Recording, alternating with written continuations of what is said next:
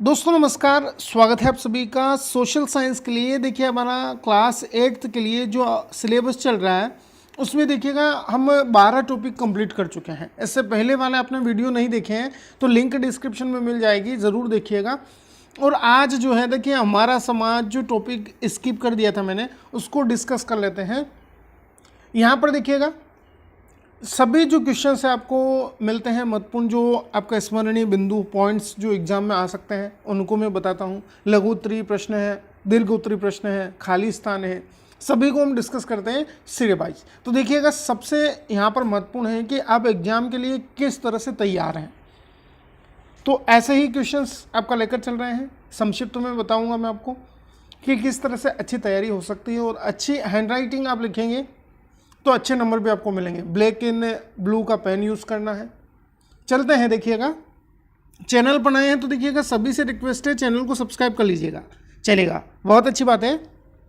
शिक्षा लोकतंत्र में सहायक या विकास के लिए आपका सहायक बिंदु है। तो देखिए सबसे महत्वपूर्ण क्या है, तो सबसे महत्वपूर्ण है शिक्षा, ये ध्यान रखिएगा। यदि आप पढ़ रहे हैं देखिएगा क्लास 8 से आप जाएंगे 12th तक, 12th के बाद आप कंपटीशन एग्जाम्स की तैयारी करेंगे, कोई ग्रेजुएशन करेगा, इस तरह से। तो शिक्षा सबसे महत्वपूर्ण आपका हथियार है लोकतंत्र के अंतर्गत, और विकास में भी ये सहायक है। भारत के प्रमुख चुनौती है निरक्षरता। देखिए इलिटरेसी जो है सबसे बड़ी चुनौती है, और देखिएगा आज के समय में सभी बच्चे आपका सतर्क हो चुके हैं, माता पिता भी आपका जागरूक हैं, तो वो आपका शिक्षा की ओर ज़्यादा जोर दे रहे हैं, चाहे आपका मजदूर हो या कोई आपका माता पिता पढ़े लिखे हों। बात करते हैं शिक्षा वंचित प्रौढ़ों के लिए प्रौढ़ शिक्षा कार्यक्रम चलाया जा रहा है। देखिएगा जो बड़े बूढ़े भी हैं, हमारे दादा दादी हैं, पढ़े लिखे नहीं थे पहले, तो उनके लिए अब क्या है कि एक योजना है प्रौढ़ शिक्षा कार्यक्रम के अंतर्गत। उनको आपका स्कूली जो टीचर्स होते हैं वो पढ़ाते हैं, जो गाँव में चौपाल होती है वहाँ पर, और स्कूलों में भी उनको बुलाया जाता है प्रौढ़ शिक्षा कार्यक्रम के अंतर्गत, तो उनको भी हम शिक्षित कर रहे हैं। अब बात करते हैं 2001 की जनगणना के अनुसार मध्य प्रदेश में साक्षरता दर जो है 64.11 64.11% है। सरकार ने 14 वर्ष से कम आयु के बच्चों के काम करने को प्रतिबंधित कर दिया है, जो आपका बाल मजदूर होता है। छोटे बच्चे आपने देखे होंगे, कहीं आप बाहर जाते हैं होटल वगैरह में मिल जाएंगे आपको छोटे बच्चे जो है बर्तन धोते हुए होटलों में। आजकल तो नहीं मिलते हैं, पहले आपका मिलते थे। बात करते हैं जाति प्रथा लोकतंत्र के विकास में अत्यधिक बाधक है। बात करते हैं नेक्स्ट, देखिएगा पॉइंट है भारत का संविधान सभी नागरिकों को समानता का अधिकार प्रदान करता है। यह पॉइंट आप याद रखिएगा, समानता का अधिकार से रिलेटेड आपसे आगे जो है क्वेश्चन बनेगा। चलिए नेक्स्ट है अथक प्रयत्नों के बावजूद भी स्त्रियों का स्थान पुरुषों के समकक्ष नहीं है। मतलब आपका जो जेंडर गैप है, जो लैंगिक रूढ़िता है वो आपका बनी हुई है अभी भी।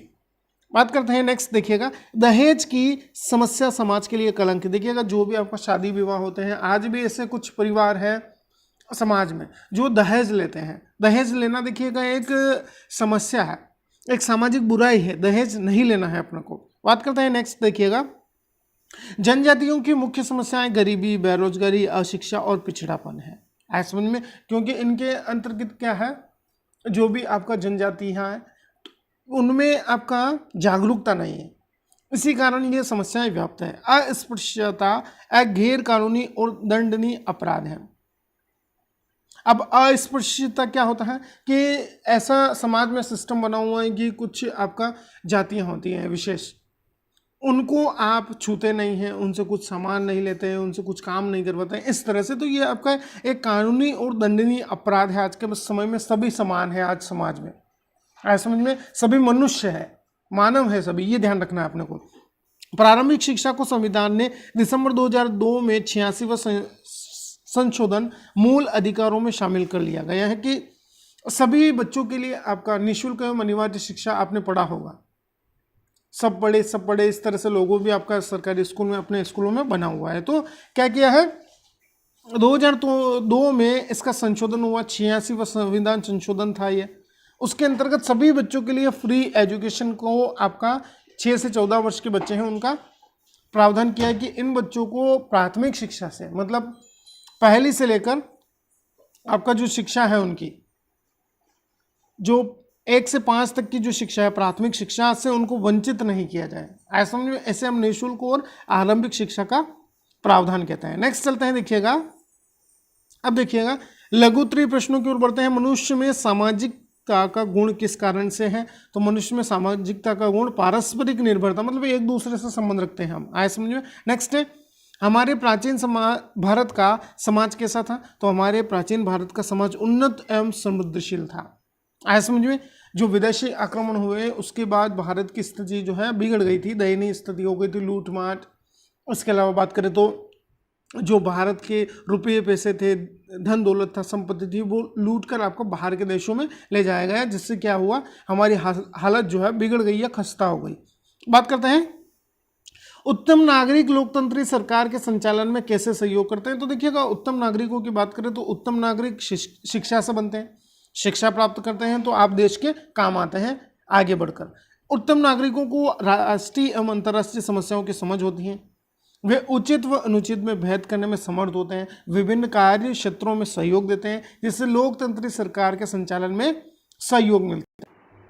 अब देखिएगा नेक्स्ट क्वेश्चन है, लोकतंत्री देश में सभी नागरिकों को समान अधिकार क्यों दिया जाता है? देखिएगा, जो लोकतांत्रिक देश होते हैं सब उसमें आज़ाद है, ऐसे में प्रत्येक व्यक्ति अपनी भाषा के लिए अपने विचारों को व्यक्त कर सकता है, सभी प्रकार की उसको स्वतंत्रता है। तो देखिएगा, लोकतंत्री देश में सभी नागरिकों को समान अधिकार दिए जाते हैं, क्योंकि इससे उपेक्षित, शोषित व निर्धन नागरिकों को भी विकास के समान अवसर मिलते हैं। बिल्कुल समानता का अधिकार, मैंने जैसा अभी आपको ऊपर बताया था क्वेश्चन में, तो समानता के आधार पर सभी व्यक्ति जो है समाज में बराबर है, पूरे देश में, पूरे राष्ट्र में आपका सभी नागरिक क्या है, बराबर है।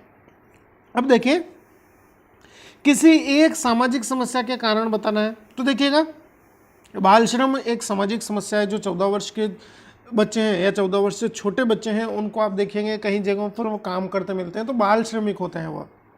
तो बाल श्रम के प्रमुख कारण क्या है, क्यों वो बच्चे आपका काम करते दिखाई देते हैं हमको? तो बाल श्रमिकों के माता पिता निर्धन होते हैं, गरीब होते हैं, इतनी स्थिति नहीं है कि उनको अच्छा आपका पढ़ाई दिला सके। फिर बाल श्रमिकों के माता पिता का अशिक्षित होना, बिल्कुल शिक्षा प्राप्त नहीं कर पाते हैं वो, इसी कारण से शिक्षा का महत्व नहीं समझ पाए हैं। फिर बात करते हैं, तीसरा पॉइंट दिया है, माता पिता के अभाव में पारिवारिक आवश्यकताओं की पूर्ति तो बाल श्रम के लिए मजबूर होना पड़ता है। देखिएगा, बहुत बार क्या होता है कि जब बच्चे आपका पैदा हो जाते हैं और उनके माता पिता उनको छोड़ देते हैं, तो क्या है, बच्चा आपका अब अकेला रहता है, तो पेट भरने के लिए, खाना खाने के लिए तो उसको काम करना पड़ेगा ना, तो यह जो है बाल श्रमिक यहाँ से आपका बनेंगे। अब वर्तमान समाज में क्या क्या परिवर्तन हुए? तो शिक्षा का स्तर बढ़ गया है, 14 वर्ष तक के बच्चों के लिए फ्री और आपका अनिवार्य रूप से शिक्षा की व्यवस्था की गई है। महिलाओं की स्थिति सुदृढ़ हुई है, उन्हें अनेक क्षेत्रों में अवसर मिल रहे हैं। बिल्कुल देखिएगा, बात करते हैं महिलाओं को सभी प्रकार के कार्यों में आपका पुरुषों के समान ही आपका अवसर मिल रहे हैं आज। ऐसा समझ में, बाल श्रम पर पूर्ण प्रतिबंध लगाने हेतु कानून बनाया गया है, बिल्कुल, कि आप जो 14 वर्ष से छोटे बच्चे हैं उनको कहीं भी काम धंधे पर नहीं रख सकते हैं, तो ये आपका कानून बना है, बाल श्रमिक निषेध कानून या अधिनियम कहेंगे जिसे। अनुसूचित जाति, अनुसूचित जनजाति एवं अन्य पिछड़ा वर्ग के विकास हेतु विभिन्न प्रावधान लाए हैं, नई नई योजनाएं आई हैं आजकल, ध्यान रखिएगा। चलिएगा नेक्स्ट बात करते हैं, मद्यपान व धूम्रपान से व्यक्ति व समाज को क्या क्या हानियां हैं? देखिएगा, जो व्यक्ति आपका अल्कोहल पीते हैं, शराब पीते हैं, उसके बाद आपका धूम्रपान करते हैं, सिगारेट पीते हैं, बीड़ी पीते हैं, उनसे देखिएगा क्या क्या आपको समाज को हानियां हैं। तो बात करते हैं, देखिएगा क्या क्या हानियां होने वाली है। देखिएगा, चलो देख लेते हैं। देखिएगा, मद्यपान व धूम्रपान से भारत जैसे विकासशील देश पारिवारिक विघटन हो रहे हैं। देखिए, आपने कई बार आपके आस पड़ोस में भी देखे होंगे, आपके गांव में देखे होंगे, शहर में देखे होंगे, जो शराबी होते हैं उनका परिवार पूरा देखिए डिस्टर्ब होता है, उनके माता पिता में लड़ाई होती है, पिता आपका शराब पीकर उनकी पत्नी को या बच्चे की जो माँ होती है, मम्मी होती है, उनको पीटते हैं, बच्चों को पीटते हैं, तो इस तरह से नुकसान है। देखिएगा, यह नशे के आदि व्यक्ति घर पर बच्चों और महिलाओं पर अत्याचार करते हैं, जैसा मैंने अभी आपको बताया। मद्यपान व धूम्रपान से घर की शांति भंग हो जाती है। देखिए, गृह कलेश बढ़ता है, लड़ाइयाँ होती है, आपने देखा होगा, आर्थिक तंगी भी बढ़ती है। जैसे कि कोई व्यक्ति है, वो आपका दिन के मजदूरी कर रहा है और 150 रुपये आपका घर ला रहा है शाम को, या 200, 250, 300 रुपये ला रहा है। अब क्या होता है कि 300 में से वो 100-200 रुपये का आपका शराब पी जाता है, सिगारेट पी जाता है या कोई अन्य नशा आपका कर रहा है, तो वहाँ पर आपका फिर बचते हैं उसके पास 100 रुपये, तो 100 रुपये में देखिएगा घर नहीं चलता है। अब बात करते हैं मद्यपान व धूम्रपान से समाज में स्वास्थ्य स्तर निम्न हो रहा है, मतलब लोग बीमार भी ज़्यादा होते हैं और गंभीर बीमारियां होती है। तो क्या है, अपने आसपास भी आप देखिए, जो भी आपका रहते हैं समाज में लोग, उनसे आपका कहिए कि धूम्रपान या शराब जो है आपका यहाँ पर खराब है। खराब है मतलब कि स्वास्थ्य के लिए आपका हानिकारक है। उसके देखिए आपने पैकेट देखा होगा, जो सिगारेट का, बीड़ी का जो पैकेज होता है उस पर भी लिखा होता है कि धूम्रपान स्वास्थ्य के लिए हानिकारक है। तो भी उनको देखिएगा, जो हमारे लोग हैं, समाज के लोग हैं, वो पीते हैं उसको। तो ये आपका देखिए एक बुरी आदत है। नेक्स्ट देख रहे हैं, क्वेश्चन है अनुसूचित जाति एवं अनुसूचित जनजाति के कल्याण के लिए राज्य द्वारा क्या क्या व्यवस्थाएं की गई है। तो देखिएगा अलग अलग स्टेट्स की बात करें, राज्यों की बात करें तो अलग अलग प्रावधान है। भारत के संविधान में इनके हितों व अधिकारों का उल्लेख किया गया है। अस्पृश्यताओं को अपराध घोषित किया गया है। संविधान द्वारा इन वर्गों को संरक्षण प्रदान किया गया है। अन्याय तथा शोषण से मुक्ति के लिए कानून बनाए गए नए नए। फिर लोकसभा, विधानसभा, स्थानीय स्वशासन संस्थाओं में इनकी जनसंख्या के आधार पर स्थान आरक्षित किए गए हैं। सीटें रिजर्व हैं इनके लिए। इनके कल्याण के लिए अलग अलग मंत्रालय बनाए गए हैं, विभाग है, पुलिस व न्यायालय में प्रकोष्ठ बनाए गए हैं।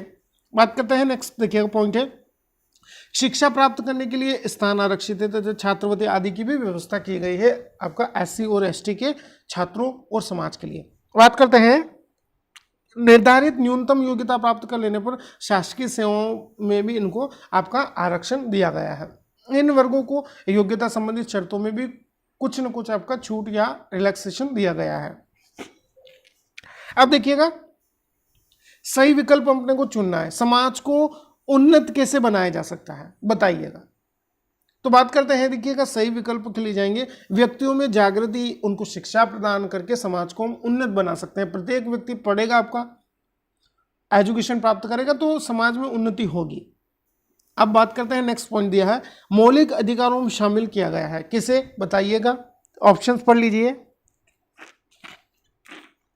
तो यहां पर देखिएगा, मौलिक अधिकारों में 6 से 14 आयु वर्ग के बच्चों को निःशुल्क एवं अनिवार्य शिक्षा प्राप्त करने का कानून बनाया गया है।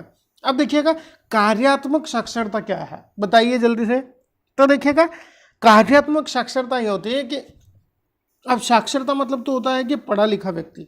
अब कार्यात्मक साक्षरता क्या है कि ऐसा पढ़ा लिखा व्यक्ति जो कोई ना कोई काम करता हो। ऐसा समझिए, जैसे आत्मनिर्भर है, कोई व्यक्ति मजदूरी करता है, कोई व्यक्ति जो है काम करता है किसी कंपनी में, अपने अभावों का कारण जानता है कि मैं क्यों आपका ऐसी स्थिति में हूँ, और ऐसी, चाहे आपका गरीब हो या कोई आपका संसाधन, उचित संसाधन नहीं मिले हैं, तो वो क्या करता है कि उनसे फिर बाहर निकलने की कोशिश करता है, शिक्षा के माध्यम से कहीं दूसरी जगह जाता है काम करने के लिए। इस तरह से ऐसा समझ में, जो कारण बने हैं, क्यों गरीब है, उन कारणों को जानकर वो दूर करने का प्रयास करता है। ये आपका कार्यात्मक साक्षरता है, आप ध्यान रखिएगा। चलिएगा, नेक्स्ट है, रिक्त स्थान की पूर्ति करना है। हमारे देश में स्वतंत्रता प्राप्ति के समय साक्षरता दर कितनी थी, बताना है अपने को। बहुत ही इंपॉर्टेंट क्वेश्चन हो जाता है। तो यहां पर देखिएगा, बात करें तो 18% केवल लिटरेसी रेट थी, मतलब 18%, 100 में से केवल 18 व्यक्ति ही आपका शिक्षित थे। ध्यान रखिएगा, 1947 के समय स्वतंत्रता प्राप्ति की बात की गई। हमारा देश आज़ाद कब हुआ, 1947 में। अब देखिएगा, नशीले पदार्थों के सेवन से स्वास्थ्य पर हानिकारक या विपरीत प्रभाव पड़ता है। विपरीत आएगा यहाँ पर, आया समझ में, विपरीत प्रभाव पड़ता है। अब बात करें, अस्पृश्यताओं को अपराध घोषित किया गया है। आया समझ में, यह अपराध है, ध्यान रखिएगा। चलिएगा, नेक्स्ट क्वेश्चन है, नेक्स्ट पॉइंट देखिएगा, अनुसूचित जातियों, अनुसूचित जनजातियों के विकास के लिए समाज की मनोवृत्ति इनके प्रति कैसी होनी चाहिए। तो सहयोगात्मक, सब मिलजुल कर आपका रहे, सहयोग की आपका मनोवृत्ति होनी चाहिए। शिक्षा से व्यक्ति जागरूक होगा, वह समाज जो है आपका उत्तम नागरिक यहाँ पर निर्मित होंगे समाज में।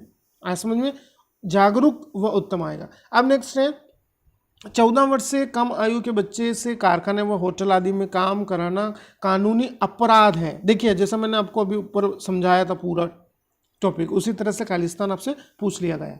अब देखिएगा, जो अन्य आपका महत्वपूर्ण प्रश्न है, जैसा मैंने अभी आपको ऊपर बताया था।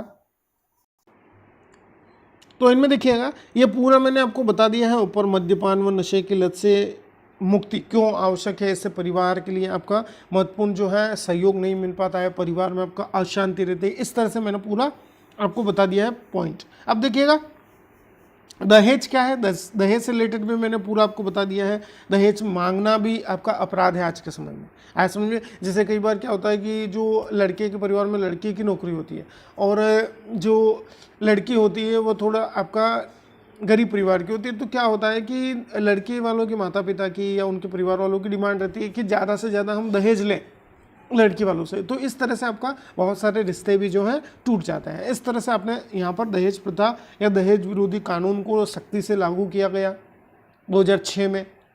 निरंतर प्रचार प्रसार किया गया, टीवी वगैरह में भी ऐड आते थे पहले, अब तो नहीं आते। नव युवकों को दहेज प्रथा का विरोध करना चाहिए, जो भी अब आपका शादी करने वाले हैं उनको विरोध करना चाहिए इस बात का। अब सांप्रदायिक दंगों से क्या हानियाँ होती है देखिएगा, समझिएगा। जो समाज विरोधी दंगे होते हैं उनकी बात की गई है। अब यहाँ पर तोड़ फोड़ होती है, नुकसान होता है जो आपका सामाजिक संपत्ति है, मारकाट से हजारों की जनहानि होती है, विभिन्न धर्मावलंबी आपका घृणा करते हैं एक दूसरे से, वैमनस्य की भावना भड़कती है, देश की आर्थिक प्रगति यहाँ पर रुक जाती है, देश की राष्ट्रीय एकता खंडित हो जाती है। ये पूरा टॉपिक जो है हमारा समाज से रिलेटेड हमने डिस्कस किया। आई होप आपको समझ आया होगा। अब से देखिएगा क्लास 8th और क्लास 9th दोनों के आपको चैप्टर मिलते रहेंगे। चलिएगा, बहुत अच्छी बात है, आपने पूरा चैप्टर समझ लिया है, उसको अच्छे से याद कर लीजिएगा और जो भी इंपॉर्टेंट क्वेश्चन है आप लिख लीजिएगा। खाली स्थान और आपका जो सही विकल्प है उनको अच्छे ढंग से आपको याद करना है। चलिएगा, सब्सक्राइब कर लीजिएगा चैनल को और अपने दोस्तों को ज़रूर शेयर करिएगा, उनको बताइएगा चैनल के बारे में।